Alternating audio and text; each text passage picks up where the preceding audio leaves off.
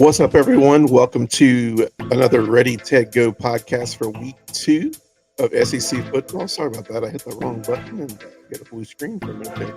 So we are live. It is Wednesday night. We're getting ready for our second Thursday and third Thursday night matchup of the week, and also getting into another exciting weekend of SEC football.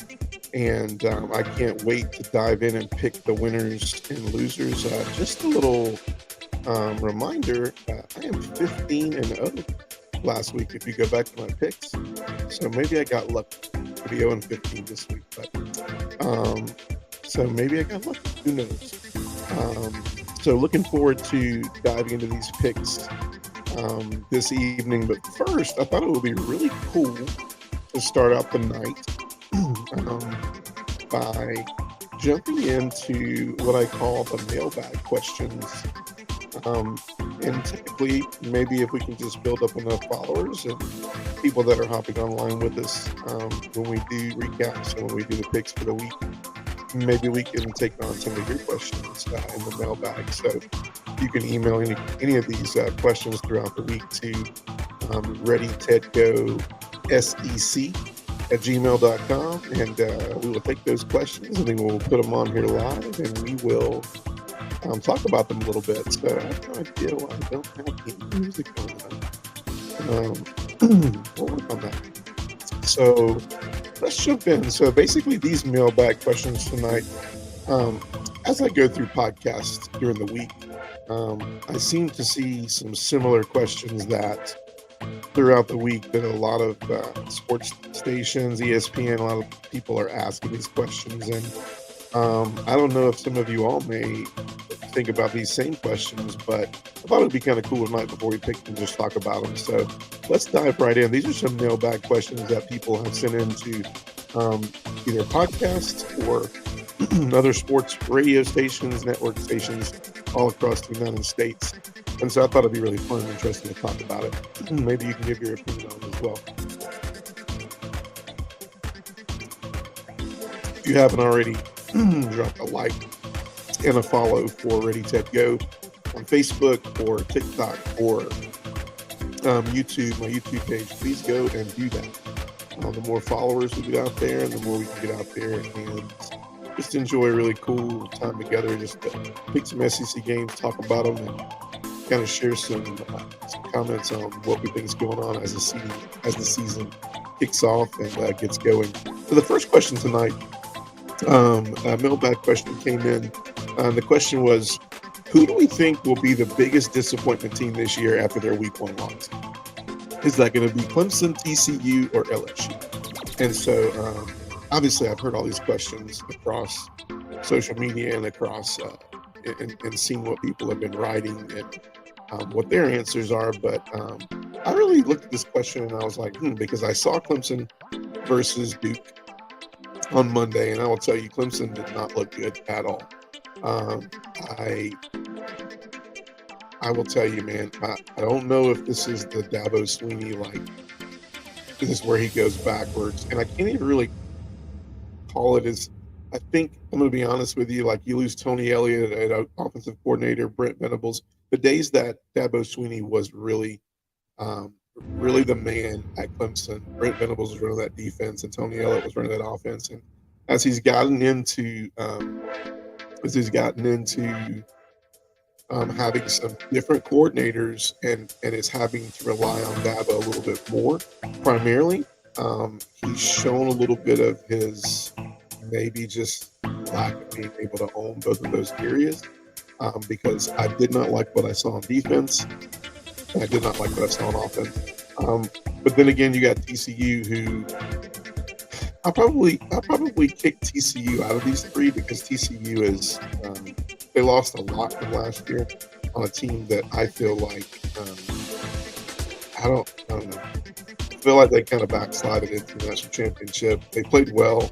I would have needed to play well, but I feel like they lost a lot on the offensive line. They lost a lot of depth at receiver. Obviously, they lost the quarterback and defense is finally they had a lot of key offensive players go in the draft. And so And then you look at LSU, who played FSU on Sunday night this past week, and man, I thought FSU just looked really phenomenal. I thought they looked really good, and if I had to honestly pick the first team out, I would say I'm going to kick. I don't think TCU is the biggest disappointment. I think that was kind of a, we thought maybe that would happen type thing with Sonny Dykes in the second year. So I'm going to say TCU not in that one. I would say Clemson and LSU out of those two. I'm going to go Clemson. I think Clemson was the biggest disappointment against Duke, and I think when you look at how well Florida State looked on Sunday night against LSU, and how everybody in social media and everybody all over college football is just literally on the FSU bandwagon right now.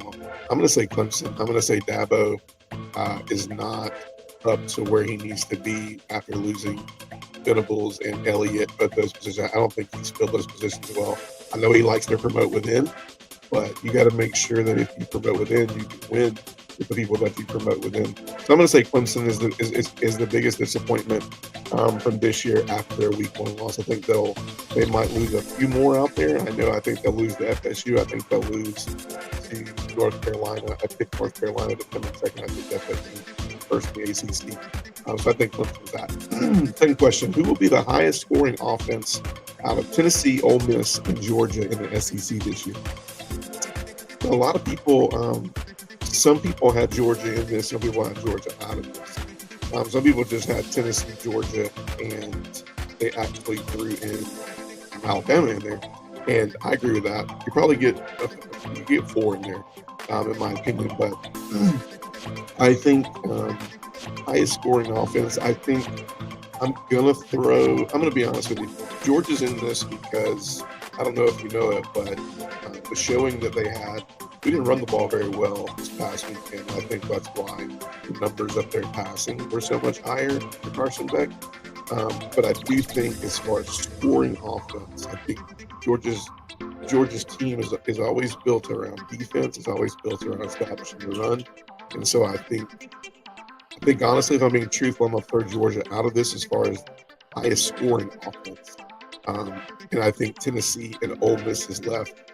I think I looked at the body of what Tennessee did. They ran the ball really well this past weekend. I think the passing game was there, but I don't think it was as sharp as it's normally been. Ole Miss was just, Mercer, they dropped 73 on Mercer. Jackson Dart, I think if I have some in my notes up here, I think Jackson Dart he didn't even throw for that much. He threw for 334. But they ran the ball like crazy. I think Junkins had like 130 yards rushing. I'm going to say Ole Miss. I think Ole Miss has just a crazy good offense. I think Lane Kiffin has just a ton of talent always at the offense. He's a great offensive mind. I think Heupel is too, but I think if I had to put Kiffin and Heupel together, I'd pick Kiffin. I think Tennessee, I think Ole Miss is going to have the highest scoring offense in the SEC this year. And I didn't put Alabama in that. Then we can talk about it a while later on. Third question: does the SEC get 2 teams in the college football playoff this year? Now, this one's tricky because a lot of people would say in order to get 2 teams into the college football playoff, I think Alabama has to meet up with Georgia in the SEC championship, and I think Alabama has to beat Georgia to get in.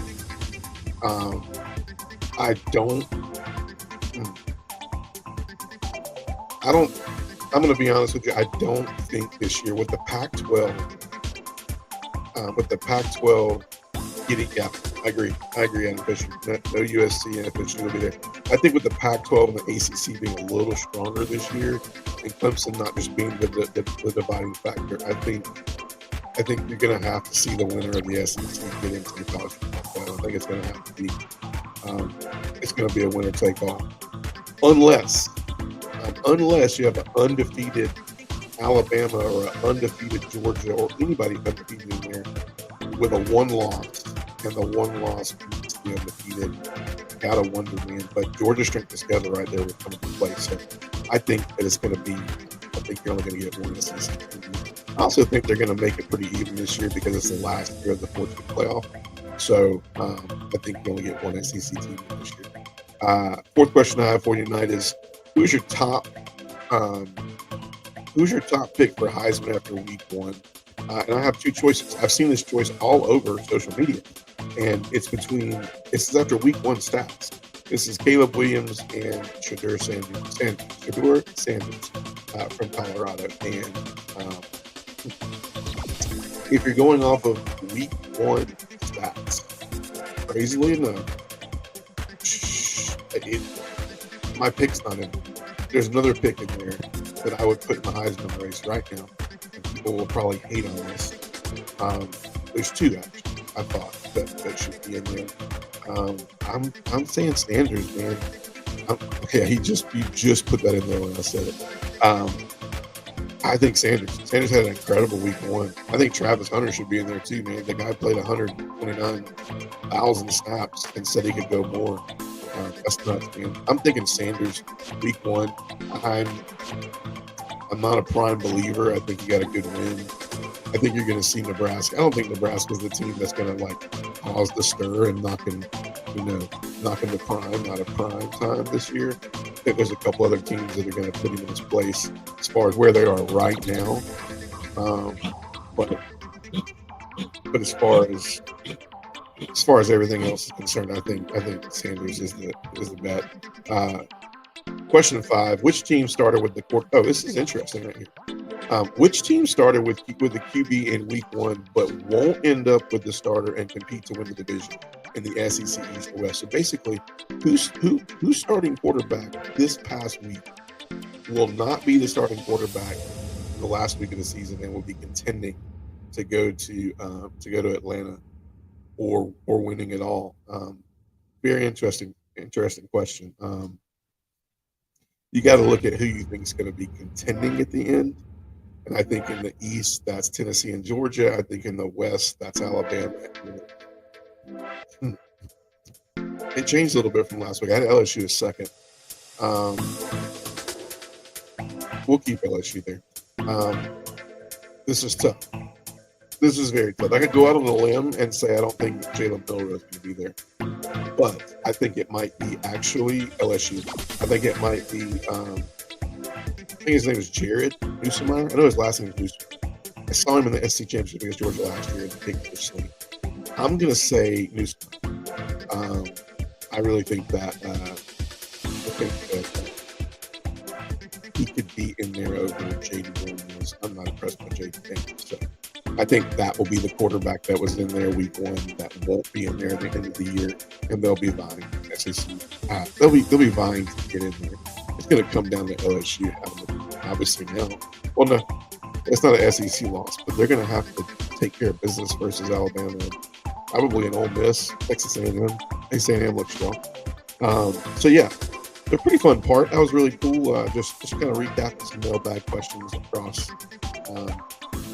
across the country that was going down in the week one. I call it week one drama in college football. But let's do some picks. I will remind you, I was 15-0 last week. So if you're a betting man, I would say I'm due for some losses this week. So don't follow this, Jacob. So let's pick some games. So we got Vanderbilt going to Wake Forest. So the big thing is, can Vandy go 3-0 this week? They beat Hawaii. They beat I don't know who they beat last week. I think it was UAB, maybe. I don't know. Alabama A&M. That's what it was. Do they go 3-0? Does Vandy go 3-0 is the big question. That for me is a big no. I don't think they go to Wake Forest and beat Wake Forest. That spread is 10.5 points. Give me Vanderbilt. Give me Wake Forest and give me 2 touchdowns. I think they cover very easily, if not 4. Wake Forest definitely does not have the team Wake Forest had in the past. Obviously, the portal has decided to rip some people out of there. But Wake Forest has still got enough to beat Vandy, in my opinion. Even though I did say Vandy has a lot of athletes, but I just Wake Forest. Next game, Eastern Kentucky at Kentucky. I don't have much to say about this one. Blowout. Eastern Kentucky is not good. Not very good at all. I don't know if they'll even compete in their conference this year. So last week, Eastern Kentucky lost to Cincinnati last week, 66-13. I think they get another beatdown from Kentucky this week. I got Kentucky winning big on that one. Kent State at Arkansas. Arkansas is a 37.5-point favorite, I think. KJ Jefferson was 18 for 23 for 246 yards last week. I love the accuracy out of KJ Jefferson. Listen, I know we had some teams that were, we were like, all right, they didn't play a lot of great teams. There weren't a lot of great games this week. However, I do think he looked really accurate in a lot of areas. And for KJ Jefferson, that spells good things, because that has been one of his kryptonites, is just being consistent. Consistent and accurate. So I think he has a big game. The biggest thing is, can Arkansas just do what Arkansas is able to do and not fall apart, be consistent when the defense does great things? Can the offense follow up? And vice versa. Kent State did not fire on all cylinders, and they're not the same team from last year. They didn't have a really great game last week either. I remember when Kent State played Georgia last year, they were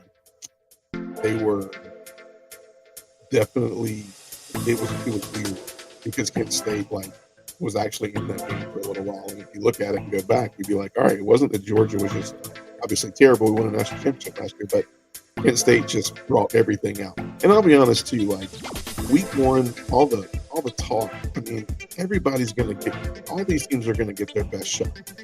If you're 1 through 10, you're gonna get everybody's best shot. If you're ranked, you're gonna get everybody's best shot. And if you're a D2 or an FCS school, Division II, like FCS school, they're gonna be going for it, man. They want to be the next ESPN hype, and so they're gonna give you the best game. And so Kent State's gonna give them the best game. But Kent State doesn't have a lot to offer. I got Arkansas big covering. I got Arkansas covering 37. So next game we're going to pick is Georgia, Ball State at Georgia. Questions around this game are, will the offensive line impose their will? Will the offensive line look like the offensive line? That's the best offensive line in the country. Can Georgia get pressure from the front four? I know we have a different style offense this week, but some big tight ends, a run game for Ball State, a little bit different. But I got the spread's 43. I think the only way the Georgia fan meltdown won't come again in week 2 is I would just love to see Georgia hang 50 or 60 on Ball State. Kirby's not going to do that because Kirby's just not going to do that. But I would like to see the offensive line block. I would like to see us run the ball at will. I would like to see the passing game look fluid. Obviously, defense, though, just no injuries coming out of this game. So I think Dogs big at home before they go on the road to South Carolina next week. Next game we're going to pick is we're going to do Austin Peay at Tennessee. Would like to see if Tennessee can run the ball a bit last week.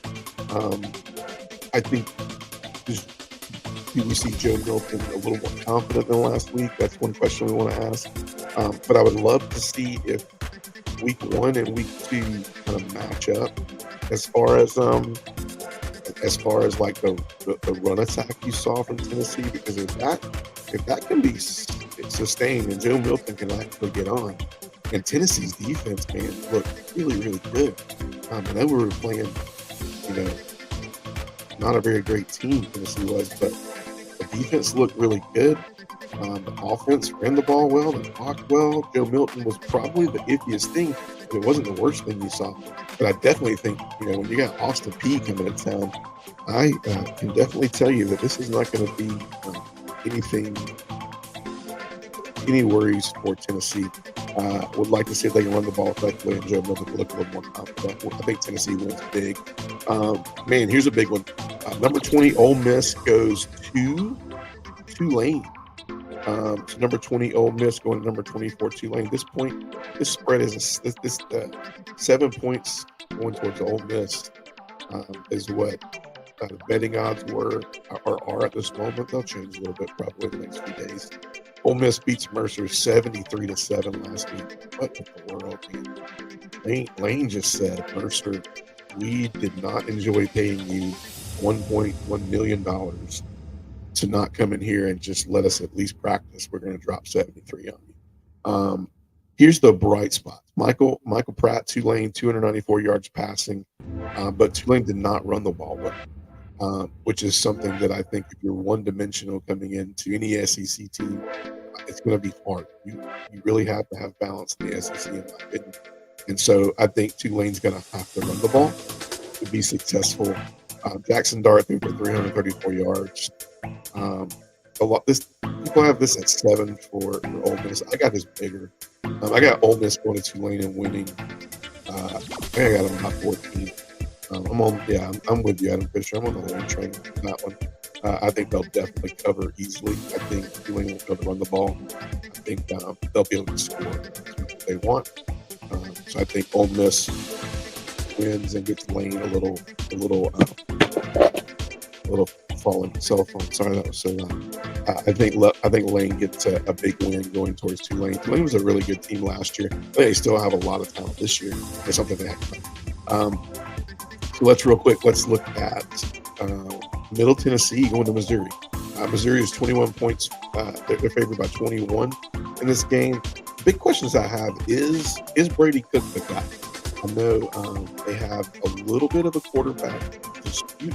I think it's kind of like the other situation going on that we had at the beginning of the year with Dart and Jalen and Milroe.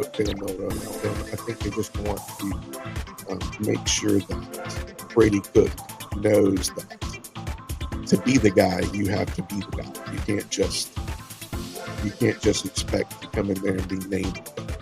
I think Brady Cook will continue to be the quarterback for Missouri. I was very impressed with Cody Schrader, 138 yards rushing. Was very efficient. They won't be tested this week. They might not cover because Missouri is known to maybe not give up enough points, but maybe just not score enough points. So I don't think they'll cover that 21, but I think Missouri wins. It'll be a little closer than 21, I think. Grambling at LSU. LSU needs this game. Obviously, I just think you got to look and go, is Jaden Daniels, is he going to get a little more confident? Do they get to Nissemeyer? Like, do they play Nissemeyer a little bit? I mean, the kid slung it around so well when he came in the SEC championship game after it was well out of reach. I just think he's a talent, but I think Daniels is 59% of your passes. And he threw a lot. I think he threw the ball 37 times against Florida State. 59% of his passes. He looked really confused at times. I love Brian Thomas Jr. He looked better than Malik Neighbors did for LSU. He had over 130 yards receiving. Probably a name you didn't know. Probably a name LSU knew, but a lot of names that nobody else knew. So I'm picking LSU. Obviously, he's going to be big. I just think you gotta figure out what's going on with Jaden Daniels. You gotta figure out if he's the guy that's going to take place the rest of the year. He's my pick for a quarterback that's not going to be there at the end of the year. I'm going on this wild thing to where Nissemeyer is going to start by the end of the year. We'll see if that happens. Moving along, McNeese. That's McNeese State still going to Florida. Graham Mertz. He needs to look better. I just think he needs to look better. I mean, he had a really good. I think he had a good showing against last week against Utah. I just think there was too many unforced errors. I think there was too many just lack of focus. I don't think they were ready for that game. They went all the way out to Utah. A lot of people said there was, they're playing up in the, in the mountains and all the weird stuff that goes on up there, and they gave every excuse under the sun. Florida just didn't look really together. And that's a coaching thing, I think. And so I just think you got to just go, hey, what are our wins we can get out of this game? I think Florida's going to get the first win, but I think they're going to have to limit turnovers, limit mistakes, and Graham Mertz is going to have to be more comfortable in the offense. They're going to have to run the ball. They're going to have to just limit. Because if not, I told you, man, they got some teams. They got Tennessee. They got Florida. They could go 2-3, 2-4 in the next 4 or 5 games for Florida very easily, very quick. Arizona at Mississippi State. I like Arizona. I like Arizona because they Their defense looks a lot better this year. Normally, Arizona just comes in. I know we're going all about the Pac-12 and why we're on top of Arizona. Not really. I just wanted to look at. I do think that Arizona has a lot faster, has a lot better defense this year. Normally, the Pac-12 it's just a run and gun, go after it. I like the fact that Jacob Manu had 9 tackles last week, 3 for losses for Arizona. He's a really, really fast kid. He's somebody that can come out of Arizona and go first or second round on defense. Well-built kid. Look out for him on defense in that game. But I think Mississippi State too much, not because of Will Rogers. I think you saw a little bit of that passing attack. It's not going to be all passing attack like Leach was. When he was there, it's not going to just be, air raid city. Jaquavius Mark, running back from Mississippi State, had 127 yards rushing. I'll be honest with you, if you had told me that somebody's going to break 100 yards, Mississippi State's backfield on week 1, everybody would have bet no. So I got Mississippi State in this game. Just being weary early of the fact that it's just couldn't get the offense going. Arizona's keys, they're better on defense this year. Their offensive team is always pretty decent. But we'll see. They're 10-point favorites at home. So I got Mississippi State at this one. Furman at South Carolina. This is like the Florida game. This is a bounce-back game for Spencer Rattler in South Carolina. I think he has to show he can be I think he has to show he can direct the offense. This is big for them because they have Georgia coming into town next week. They didn't do, there's some things they didn't really do well against North Carolina. They didn't block very well. I think Rattler had to try to be the guy. I think they were able to hone in on Rattler and just say, hey, if we take him away, we'll let the rest of the team beat us. And they didn't. And so, North Carolina was getting pressure for 3. I don't think you want that coming at you in a week. Maybe not even from Furman, but in a week from Georgia, they can get pressure with 3. North Carolina can get pressure with 3, then Georgia can get pressure with 2. So they got to be able to block, and Rattler can't be the only guy. They have to be able to throw and catch. They have to be able to run the ball. And obviously, South Carolina winning this. What you want to see on this is you want to see Spencer Rattler look a little bit better. You want to see him spreading the ball around, and other people get a little taste of the action, so that it's not just about him.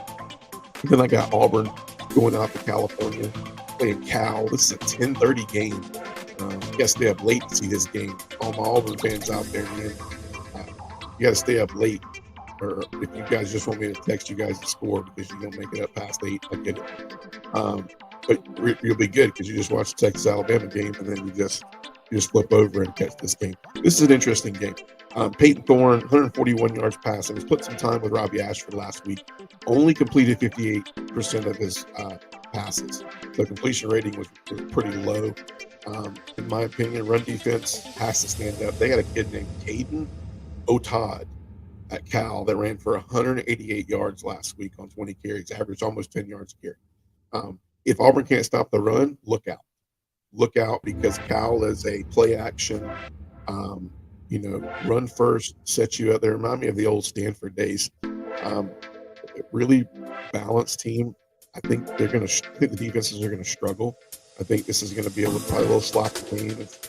Auburn's going to have some jet lag from going out to the West Coast. Cal's going to have some SEC lag because they're not used to that speed, not used to that competition. This is a tough one. They're giving Auburn 6.5 in this one. I know your wife is Auburn fan. That's wild, man. This is still tough. That might have swayed me, but man, I like Auburn in this one. I do like Auburn in this one too, and I'll tell you why. I think Hugh Freeze finds a way. I know that he looks at these games and he goes, I got to win the games that I need, that I'm supposed to this year. I think this is one that he needs to win. I think this is a statement for him because Parsons would have probably been 1-1. I would have picked, if Parsons is the coach, I'm 100% telling you Cal wins this. So I think the difference is, are they giving Peyton Thorne the confidence? Leave him in the game. Let the kid go. Ashford can't. He can't be the Tebow of 2016. So I think give Thorne the nod. I think the defense stops the run. Auburn wins, but I think if they can't stop the run, and Auburn may get pressed on this, but I got Auburn. Not big, field goal, maybe touchdown, maybe that 6.5 is right. Texas A&M going to Miami. This is the close one. Betting odds on this, everybody has Texas A&M at 4.5 points. Tyler Van Dyke of Miami was very impressive last week. 17 for 23. Looked good. It looked like Tyler Van Dyke that we've been waiting to look, as far as Tyler Van Dyke is supposed to look like. I personally think, in my opinion, it may not be this game, but I'm still waiting to see if the Petrino Jimbo combination is going to work. This is the first test, I think. They got to go to Miami. I don't think there'll be any difference as far as the heat, as far as Texas are the heat right now. Man, this is a toughie, man. Miami at home, Tyler Van Dyke. Can Texas A&M keep up the impressive quarterback play? Connor Wigman. I don't know. I think it's Wigman. He looked good. He looked really good. Can he keep it up? Is Petrino going to go south with his play calling? Defensive miscues and assignments. I just think Texas A&M has to play a pretty solid game here. I'm taking Miami on this one too. I saw your pick, Adam Fisher. I think Miami as well. I think road test, Connor Wayman. I think we don't know what Jimbo and Petrino have. I'm taking Miami as well. I want you to know I think I just changed my pick around the spot. But persuaded, but I do think you have something up your sleeve there with that pick right there. So I'm going Miami as well. And let's back up. Let's pick the big game in the SEC. That's mixing the next year new SEC team, which will be the Texas Longhorns. This will be their last year in the Big 12 along with Oklahoma. But we have a home-and-home series that I don't know why Georgia didn't play the Oklahoma game, but Alabama, the SEC kind of just came in, and I think it was because it was a home-and-home and money-wise. I think Alabama was do their money type thing and do their TV publicity and crowd and ticket sales in Texas, and this is what people look forward to this game because you got Quinn Ewers, you got Alabama, you got Arch Manning. Was he going to Alabama? Was he going to Texas? Was he going to Georgia? There's just a lot of things in this one that you look at and you go, I don't know why we didn't play Oklahoma. I think it was because we didn't start that series yet. This would have started that series, I think, that home and home. And so I think it was easier to do that than to cancel, because obviously Texas had Mondo TV coverage. They had Mondo ticket sales for this. So I'm sure Alabama was like, hold on, we want to play this game. So a lot of things riding on this game. Let's talk about some keys. Let's pick it, and that'll be a night. But here's some keys. So Texas comes in ranked number 11. Alabama moves up to number 3. This is in Tuscaloosa. 7:00 game, night game. Bryant-Denny Stadium, night game. Here's some keys. Secondary for Alabama is a little banged up. Quinn Ewers, I think, has to look. I didn't say he had to be sloppy. He just has to make good decisions. I think that's where in big game Alabama turns the table really quick on these games. These big games under the lights, under a lot of people watching it. This is where Alabama keys on things is they make you make mistakes in a big game situation. Saban will have them calm as a cucumber. He will have them ready to go. And I think Sark will too. I think for Sark, they'll have them. I think they'll play a lot of bulletin board material from last year. But Quinn Ewers is going to have to make good decisions. I think Texas will have to run. If Texas can't run the ball, then Alabama becomes a lethal force because they can do a little bit more with the linebackers to help that banged up secondary. I think if you can keep those linebackers true in the box, I think then Texas can be a little bit deadly. I think Alabama's defense is extremely good. I think that if you ask me, Texas is going to take away Milroe. They're going to say, hey, you know what? My keys for Alabama is they're going to have Pace McClellan is going to need to run the ball. O-line's gonna have to block. They're gonna be tested. That's my two things. I think I think whichever team runs the ball the best is gonna win. And I'm telling you why is because if you let either one of these defenses key on one thing, it's gonna be get lost. So you're probably waiting on my pick. And I was 15-0 last week. My only weird one for this week is probably the Miami Texas A&M game. I'm gonna say so. Everybody has Texas right now. I think the spread right now is 7. Towards Alabama. I'm going Texas. Give me the Horns. And Bryant Denny, 7 o'clock. I think Sarkisian is going to have this team fired up. I think they're going to take away Jalen Milroe, and they're going to make him pass the ball. And I think they're going to make him run the ball. And I think Alabama is going to be one-dimensional. I think that's what's going to happen. Alabama usually proves me wrong in this, but we'll see about if my goose egg still stands next week. But I got Texas in this one. I got Texas. I'm going to give a Lee Corso thing right here by a little field goal, drive at the end of the game, turnover, something happens. Give me Texas by less than a touchdown. 3-6 at the end. It's going to be a great game. I really think if it's not a great game, it's going to be a blowout because that just means Texas wasn't ready to show up. Alabama will be there. You're not going to blow Alabama out in Bryant Denny Stadium at home. Nick Saban, not under the lights, night game. You're not going to do it. So I got Texas in this one. So yeah, it's going to be a really good weekend. Really good week 2. We are diving into the meat and potatoes, starting to at least of the SEC season, starting next week. And so that'll be really, really awesome to actually get some SEC teams versus some SEC teams. But really enjoyed the mailbag tonight. That was really cool. We'll try to kind of keep that in there. I'd love to have some more questions in here. Adam Fisher, you, as I was explaining in one of my car talks, I don't know if you guys have ever seen Whose Line Is It Anyway, but they give out points that mean nothing. So it's like there's 10,000 points for you, but that means nothing. So Adam Fisher, you're the winner tonight. 50,000 points to you. So thank you for chiming in. You did change my mind about the Miami game. I agree with you on that. I think Miami's going to win it. If they don't, I'll be in shock. So you guys have a great night. Thanks for tuning in to Ready, Take, Go, the SEC podcast. Going live every Monday, Wednesday night. Mondays recaps. Wednesdays are mailbag pickups.